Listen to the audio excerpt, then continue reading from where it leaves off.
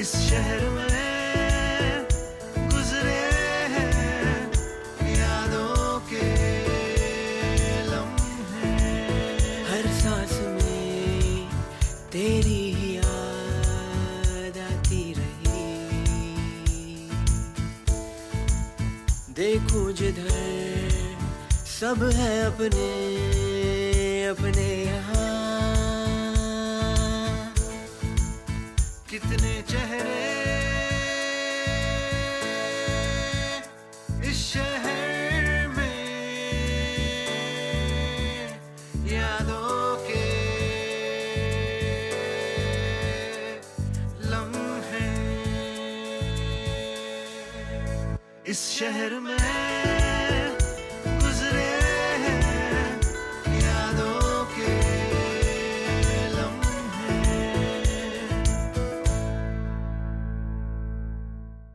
They say no man's an island और बिल्कुल सही बात है क्योंकि we all depend on one another. We all need to know our neighbors better. बस यही है आज सलाम नमस्ते यूएई की theme. We're going to get to know our neighbors. और आज शो पर आपका तो स्वागत है ही. Join me को सबसे कुछ ही देर में मैं स्वागत करने वाली हूँ हमारे गेस्ट्स का जो आ रहे हैं बांग्लादेश, नेपाल और श्रीलंका से to inspire you.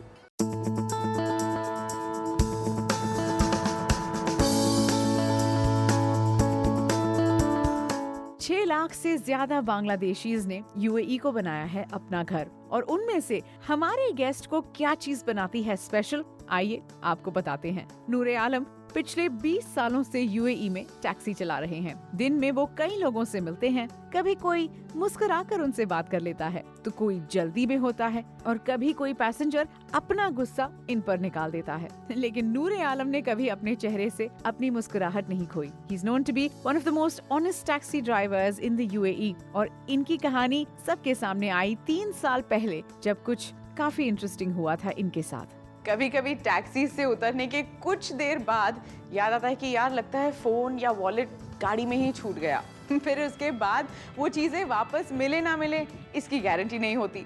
लेकिन आज की जो हमारी कहानी है इसकी एंडिंग हुई बहुत अलग। वेलकम टू सलाम नमस्ते यूएई। Welcome to you. बहुत अच्छा लगा आपसे मिलकर के। और आप बांग्लादेश में कहाँ के रहने वाले हैं? बांग्लादेश में, बांग्लादेश का कैपिटल सिटी ढाका, ढाका का थोड़ा दूर, तकरीबन 2 घंटे के रास्ते है। अच्छा, बांग्लादेश में अभी कौन कौन है घर पे? बांग्लादेश में मेरे बीवी है, 4 बच्चा है, एक बेटा 3 बेटी और भी एक्स्ट्रा 3 बच्चा है मेरे को। एक्स्ट्रा 3 बच्चे मतलब जिसका दुनिया में बाबा नहीं है, माँ नहीं है, वो मैंने मेरे घर पे लेके आया। वाओ, तो 7 बच्चे जो हैं वो आपके घर पे हैं है। और आपकी वाइफ उन्हें संभालती है, आप यहाँ से फाइनेंस करते हैं उन्हें। है। दैट्स इनक्रेडिबल नूरे आलम। वैसे आपका दिन जो है शुरू कितने बजे होता है सुबह को? कभी कभी 12 बजे, 1 बजे, 2 बजे। 12, 1, 2 दोपहर के। दोपहर के। और फिर खत्म कब करते हैं आप शिफ्ट? और रात 2 बजे, 3 बजे ऐसे खत्म करते हैं। अच्छा, और गाड़ी जो है वो आप ही के पास रहती है, तो आप जब चाहें निकल के जा सकते हैं और पूरा आपका टारगेट जो है मंथ का वो आपको मीट करना है। तो आसान होता है टारगेट मीट करना? कभी कभी आसान होता है, कभी कभी थोड़ा ज़्यादा काम करना चाहिए।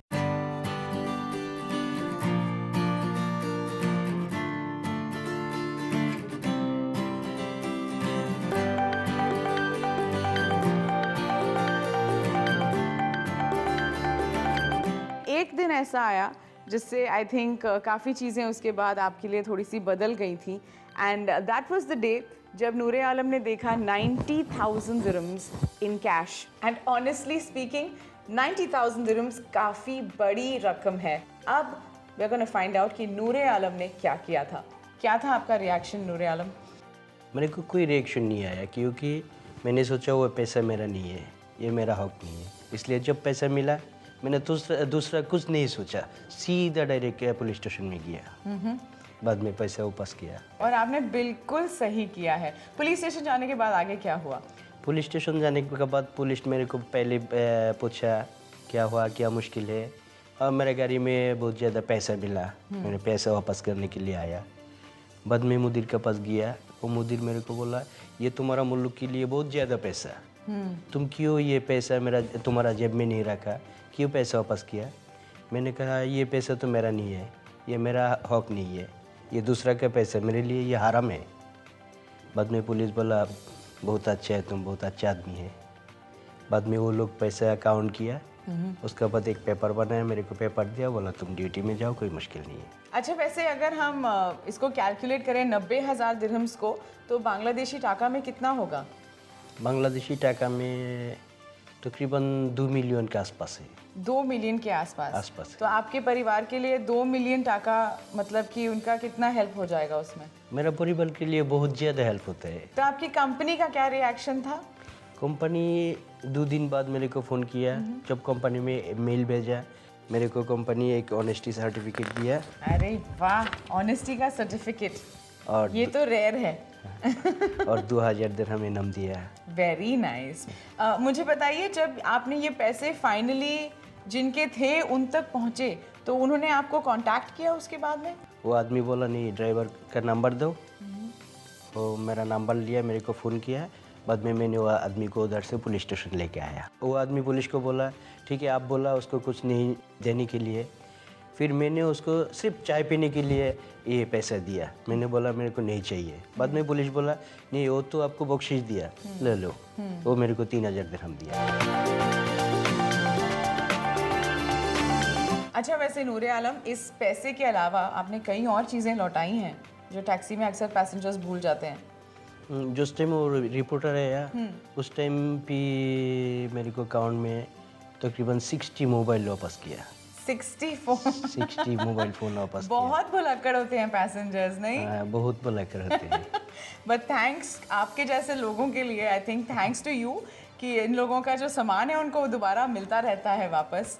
वैसे मुझे बताइए, आपके लिए सबसे बहुत ही बड़ी एक कोई विश हो सकती है जो आप कभी ना कभी चाहेंगे पूरी हो जाए? मेरा 2 बेटा के लिए कोई अच्छा जॉब, कोई अच्छा काम मिलेगा तो उसको सेटल होने के लिए, वो ये मेरा सपना है। तो आपके दोनों बेटे अभी कहाँ पर हैं? अभी मुल्क में है। हम उम्मीद करते हैं कि आपने एज अ डैड ये जो सपना देखा है ये जल्द से जल्द पूरा हो। बहुत बहुत शुक्रिया है। थैंक यू सो मच इस शो पर हमें आज ज्वाइन करने के लिए। Well, there you go, honesty is the best policy. और हाँ, कभी कभी इसके लिए आपको इंस्टेंट ग्रेटिफिकेशन नहीं मिलेगा, कभी कभी किसी को शायद पता भी ना चले कि आपने क्या अच्छा काम किया है, लेकिन अच्छा काम करते हैं क्योंकि वो अच्छा काम है, इसलिए नहीं कि 4 लोगों को पता चले। Facebook updates can wait but goodness has to go on. Well Noore Alam, हमारे घर आने के लिए बहुत बहुत शुक्रिया। और हमारे घर के बाहर एक स्पेशल चीज़ आपका इंतज़ार कर रही है। बताइए, आपको स्पोर्ट्स गड्डी चलाने का शौक है? मौका मिलेगा तो कौन नहीं चलाएगा। कौन नहीं चलाएगा। चलिए, आज आपके लिए हमने एक स्पोर्ट्स कार का अरेंजमेंट किया है। दिन भर आप इसे जी भर के चला सकते हैं। Thank you. चलिए, let's go on a drive. Okay.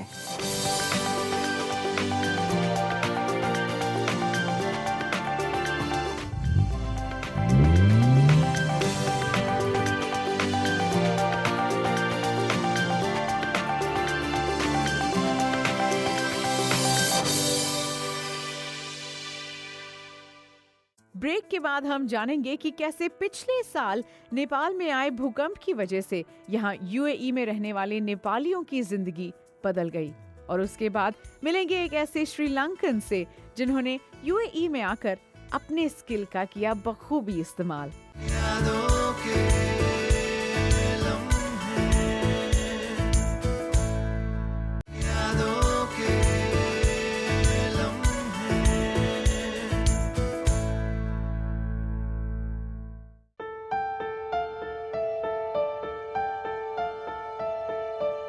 साल 2015 25 अप्रैल की सुबह 11:56 पर नेपाल में आया एक अर्थक्वेक।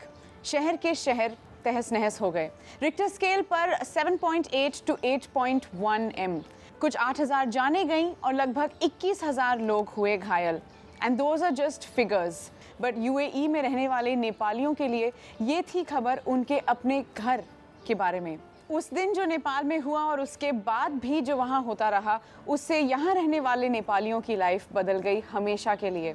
इस वक्त शो पर हमें ज्वाइन कर रहे हैं मेघ बहादुर और मिंग मार। थैंक यू सो मच इतना वक्त निकाल करके हमें ज्वाइन करने के लिए आज यहाँ। आपका नाम मेली भी है? बहुत अच्छा लगा आपसे मिलकर। और आप मेघ, thank you. Santosh, you've brought Melly here today. Thank you so much for that. Thank you, Karishma. Thanks for having us over. It's an honour, it's a pleasure to be talking to you और आपसे जानने के लिए काफ़ी सारी बातें हैं। बताइए हमें उस दिन 25 अप्रैल को जब आप यहाँ यूएई में थे तो आपने अपने घर वालों के साथ कैसे कांटेक्ट किया? मेली, क्या हुआ था? मेरे को पता नहीं चला, मतलब बाद में बहुत कॉल किया, टीवी में देखा तब पता चला, इसलिए वो कॉल करने की कोशिश किया, किसी से कांटेक्ट नहीं हुआ। हाँ जी। अच्छा। एक हफ्ता के बाद मतलब मेरा बहन का मोबाइल निकाला बाहर, उसके बाद ही कांटेक्ट हुआ। और मैग, आपको याद है उस दिन क्या हुआ था? मैं सुबह आया था ड्यूटी आने के बाद दुकान में बैठा था, पूरा नेपाल में भूकंप आया बोल के खबर सुनाए। कौन सा गांव है आपका? मेरा गोरखा। 2-3 दिन के बाद फिर भाई लोगों का फ़ोन किया, सब ठीक है, बस आदमी लोग कुछ नहीं हो गया, घर सब गया है। घर सब गया? हाँ। और ये घर ऐसा था जो आपने खुद बनाया था? हाँ, बनाया था, पहला साल जाके बना के आया था, फिर दूसरा साल में तो पूरा गया। तो अब आपने घर दूसरा दोबारा बनाया है? नहीं, अभी तक तो बनाया है, नहीं बनाया है। नहीं बनाया? हाँ, अभी जहाँ वो बाज़ार में आएगी भाई के पास बैठा है। तो अभी आपका सारा परिवार वहाँ रहते हैं, भाई के पास। तो आपका अपना इरादा है घर बनाने का फिर से? अभी देखता हूँ 1-2 साल में। 1-2 साल में फिर से। मेली, आपका घर जो था नेपाल में वो अभी रहा नहीं होगा, वो भी ख़त्म हो गया होगा, तो अब आपका क्या प्लान है? मम्मी पापा सब कहाँ रहते हैं अभी? अभी उन लोग कैन में रहते हैं, बनाया नहीं, मतलब बनाना है। घर बनाना है दूसरा। अच्छा, तो आप अभी क्या मेहनत करेंगे अभी दूसरा, मतलब कितना साल तक। आप बहुत स्वीट हैं, आप हंसती ही रहती हैं, हंसते ही सब काम हो जाता है आपका, हंस के। संतोष, आप जो हैं इनके एम्प्लॉयर हैं यहाँ यूएई में, तो ये कितने सालों से आपके पास हैं मेली? 6.5 साल हो गए। 6.5 साल। और उस दिन 25 अप्रैल को जब ये खबर आपको पता चली, आपके घर वालों को पता चली, तो क्या था सबसे पहला reaction? So she was worried, हम लोग सब परेशान थे कि क्या हुआ। My kids came over. My little one, he was 5 then, and he said, "Papa, what happened?" I said, "Beta, see, this is what happened in Nepal. Auntie's house just got destroyed. It's a big earthquake." So his first reaction, even without an explanation, was अपने room में गया and he brought his piggy bank and मेली के हाथ में दे दिया। उसने कहा, मेली देखो, तुम्हारा घर टूट गया ना, ये पैसे तुम रख लो। ये ख्याल अगर बच्चे के मन में ऐसी भावना जाग सकती है तो हम लोग बड़े हैं और हम लोग तो जाहिर बात है we could do much more than what a child could think of. तो उसके बाद what was your first move? My first move, Karishma, was that I called a few friends and they all came up with their own ideas. तो सबसे पहले तो मैंने social media पे एक पेज बनाया and I launched a campaign जिसमें मैं सप्लाइज कलेक्ट कर रहा था, हाउस होल्ड गुड्स, क्लोथ्स और कैश। हालांकि कैश कलेक्ट करना without a registered institution was not probably the right thing to do. However it was within friends and family. Nepal में सब कुछ मौजूद था, अवेलेबल था, लेकिन वो लोगों को पहुंच नहीं रहा था। तो कैश कलेक्ट करने का मतलब यही था कि उसको अगर हम लोग नेपालीज़ रुपीस में कन्वर्ट करते हैं, जो कि 1 दिरहम के प्रति 26-27 नेपालीज़ रुपीस मिलते हैं, उससे उनका काफ़ी फ़ायदा होता। तो ये थॉट प्रोसेस था। इससे मैंने अपने कुछ बहुत चहेते दोस्त हैं मेरे यहाँ के जाने माने रेडियो स्टेशंस में, उन्होंने हाथ बढ़ाया एंड कुछ लिसनर्स जो हैं वो सामने आए। उन्होंने कहा, भाई हमारा वेयर हाउस यूज़ कर लो, हम ये कर सकते हैं, हम वो कर सकते हैं। And in about 3-4 days we had about 10 to 12 tons of relief goods, clothes and dry foods. एक आदमी से शुरू होके 100 लोग जुड़ते गए एंड हाथ बढ़ता गया।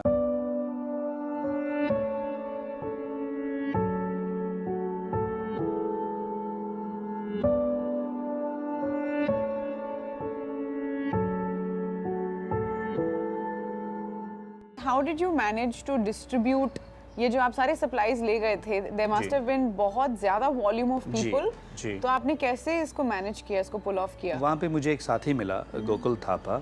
उसका एक टूर कंपनी था जो इस हादसे की वजह से बंद हो गया। तो गोकुल मेरे साथ था, उसको पता था कि कौन से कैंप कहाँ पे सेटअप किए गए हैं और कितने लोग हैं। The supplies that we bought locally, उससे कम से कम 800 लोगों का घर पूरा हफ्ता चल सकता था। वाओ। एंड दूसरा एक कैंप हम लोग गए थे which was manage by the Chinese. वहाँ पे कुछ 1200 लोग थे and again the supplies and the money was enough to feed them all for the next 1 week. वो काफ़ी नहीं था और ये जो प्रॉब्लम उनका है आजकल में ख़त्म होने वाला नहीं है. जब तक ये आगे बढ़ेगा, लोग घर बनाएंगे, अपने घर में रहेंगे, it's gonna take a while.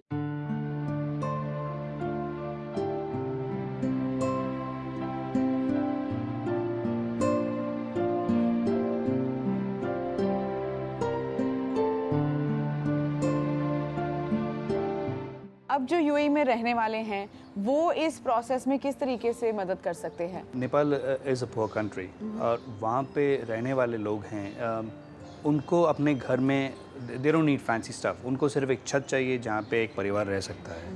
और ऐसे ही एक घर मैंने एक परिवार के लिए ऑलरेडी बनाया है. एक भाई हैं भीमसेन हु इज़ डिसेबल्ड. उनके फैमिली के लिए इन 1000 दिरहम्स उनका एक पूरा कंक्रीट घर बन सकता है. ओके. इसका मैंने अपने फेसबुक पेज पे मैंने पोस्ट किया है. इसका the size of the house and how it cost. अगर 1000 दिरहम में एक घर बन सकता है and if each person can contribute partly और फुली, ऐसे काफ़ी लोगों का घर बच सकता है. Tourism is a big help. लोग जाएं नेपाल, स्थिति बदल चुकी है. People are back to leading their normal lives. So please go. It's a beautiful place. Take your family out. Your visit will help them contribute to their own country, and you're going to help the people live a normal life. Thank you so much, Santosh. Krishna. It's Thank been you. enlightening talking to you. मेली, आपसे मिलकर बहुत अच्छा लगा और मैं आपसे मिलकर भी दिल एकदम बाग हो गया आज. एंड आई एम श्योर कि आपकी लाइफ में ये जो एक बड़ा सा हादसा आया है ये टल ही गया है. अब इसके बाद जो आप कोशिश कर रहे हैं to rise again, to build your home again, आपको इसमें हमारी ओर से, इनफैक्ट यूएई की ओर से बहुत हेल्प तो मिलेगी ही. एंड साथ ही साथ हमारी दुआएं भी आपके साथ हैं. Thank you. Thank you. You know, it's true. Just like Santosh said, जब हम यहाँ अपना घर बनाते हैं, जब हम यहाँ किसी को ढूंढते हैं to be house help, they're not really house help, they are part of our families. क्योंकि ये लोग सबसे ज़्यादा वक्त बिताते हैं with those जिन्हें हम सबसे ज़्यादा प्यार करते हैं, हमारा ख्याल रखते हैं, हमारे loved ones को सबसे ज़्यादा प्यार देते हैं. And when they are in times of need, जब उन्हें किसी चीज़ की ज़रूरत है, तो इट्स बट नेचुरल कि हमें उनके लिए खड़ा होना ही चाहिए, उनके साथ उनकी मदद करनी ही चाहिए, because that is what families do. We stand up for one another. Stay tuned क्योंकि we are getting to know our neighbours on सलाम नमस्ते यूएई. आज आपके लिए और भी इंस्पिरेशन आगे शो पर. यादों के लम्हे, यादों के लम्हे.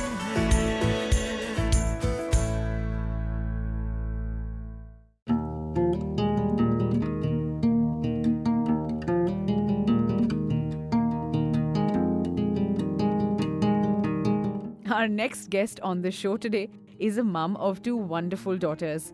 इनकी पैदाइश श्रीलंका की है और 1983 में ये दुबई आए थे. जॉब छोड़ने के कुछ वक्त बाद गीता ने फैसला किया कि वो अपने समय को डेडिकेट करेंगी for the welfare of society और उन्होंने एक्टिवली पार्टिसिपेट करना शुरू किया कई ऐसे प्रोजेक्ट्स में, जैसे कि स्वीट्स, कुकीज और केक्स बेक करके स्पेशल नीड्स ऑर्गेनाइजेशंस के लिए फंड्स रेज करना, ग्रीन अर्थ और रिसाइकलिंग जैसे एनवायरमेंटल अवेयरनेस प्रोग्राम्स को बढ़ावा देना. She is also a member of the art of living society. आइए शो पर स्वागत करते हैं गीता कनगरत्नम का. Thank you so much for being a part of Salam Namaste UAE. Hi Karishma. Hi Geeta. Acha Geeta, now we know that you've been living in Dubai for a fairly large amount of time. Yes, very long, almost 30 years. Let's say in the last 5 years, what's been your routine? What's a day in your life like? Last 5 years, it's been quite remarkable because I joined Mawahib 5 years ago as a volunteer to teach yoga and meditation. And slowly after a few months, I joined them as a full-time volunteer. It's been very rewarding. They taught me basically how to be happy all the time. Which is such an important life skill. Yeah. No matter what happens, be happy and smiling, yeah. Geeta, you grew up in Sri Lanka, but Yeah. now UAE is home. Yes. So when was it that you decided on doing this and literally giving back to society? I can't say specifically when I decided. I just went with the flow. So when my girls were young, I enrolled them for yoga and meditation with the Art of Living, and every week I had to bring them along to the center where they will be doing their yoga and meditation. So during that time, what do? For 2 hours, I had nothing else to do. I did not want to go to a shopping mall, spend my time. Makes so sense, I said, yeah. So I said, okay, I'll just be a volunteer for the because when they do the children programs, they always need a volunteer because just to keep an eye. So I started by doing that. Then I got interested, and even before that, I used to do my yoga and meditation. So it's just a step up, and slowly, sort of, it became a lifestyle for me.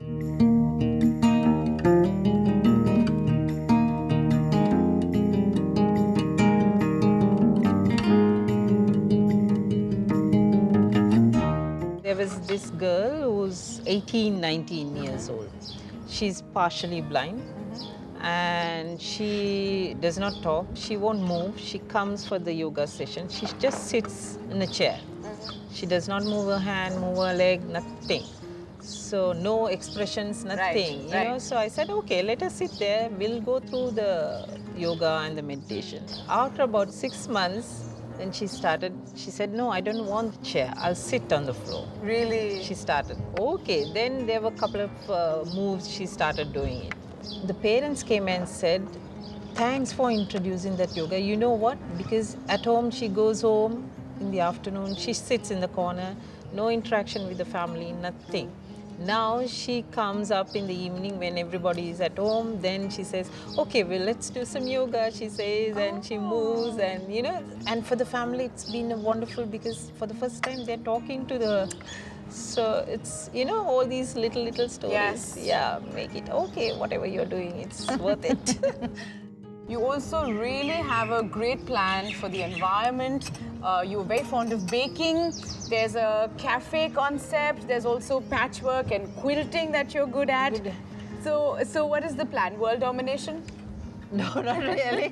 Not really. I mean, well, I tell my children also, whatever comes your way, if there's a learning, so learn it. Then you see whether you like it or not, and you use it, or you just put it in the archives and you Google it when you want it. I came across some South African ladies, so they were into quilting and patchwork, so I also got interested. I mean, you know, we as a group, we started to teach each other and learn.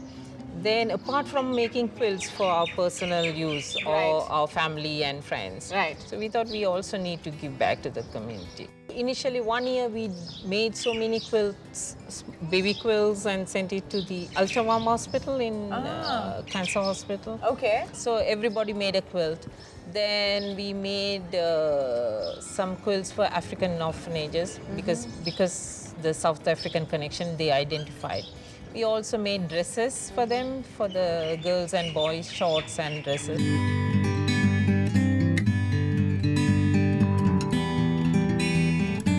Thank you so much for being a part of our show, Geeta. Thank you. It's my pleasure. It's an honor, and all of us here on the sets of Salam Namaste UAE want to say we're very proud of what you're doing and keep at it. Thank you.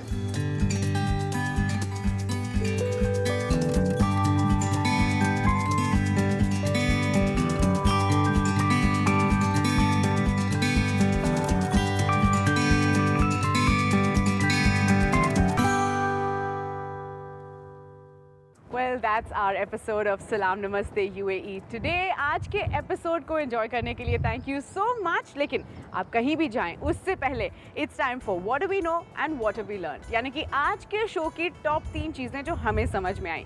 सबसे पहली बात तो ये, जो रखते हैं आपके घर का ख्याल, उनके लिए 5 मिनट निकालिए दिन में. Spend some time with them to find out कि उनके घर के क्या हाल चाल हैं. दूसरी बात, अगर आप में कोई हुनर है, कोई स्किल है, तो रिमेंबर कि उसकी मदद से किसी और की ज़िंदगी हो सकती है अ होल लॉट बेटर. तो इन्वेस्ट इन योर स्किल. और तीसरी बात, और काफ़ी इम्पोर्टेंट वाली बात, वो कहते हैं ना, नेकी कर कुएं में डाल, लेकिन कोई ये नहीं कहता कि टैक्सी में बैठ सामान भूल जा. तो उस बात का ख्याल रखिएगा. But even if you do, this is the UAE, so it's all good. Well, that's all today. Lekin join us same place, same time once again next week for the next episode of Salam Namaste UAE.